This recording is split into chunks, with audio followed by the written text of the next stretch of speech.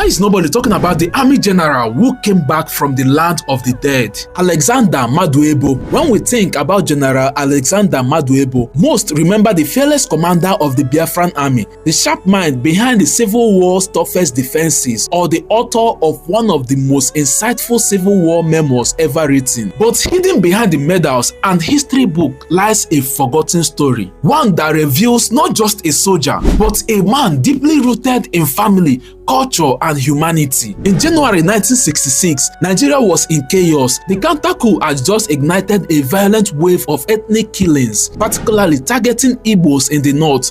At the time, Alexander Maduebo was stationed in the north as one of Nigeria's top-ranking officers. His survival depended not on weapon or rank, but his wits. Maduebo managed a miraculous escape, hiding inside the water tank of a train to make his way back to the eastern region. But his journey was slow and uncertain, and words of his disappearance reached his hometown, Onitsha. With no communications, no sighting, and no hope, his people feared the most. Believing he had been killed during the anti-Igbo pogrom, his relatives held a burial ceremony complete with mourning rites, spiritual offerings, all for a man that they believed they will never see again. Days later, Maduebo walked into a home that was mourning his death. His sudden return was like a ghost re-entering the land of the living. But what followed was even more remarkable. According to Igbo custom, since his burial rites had already been performed, he was no longer considered fully amongst the living.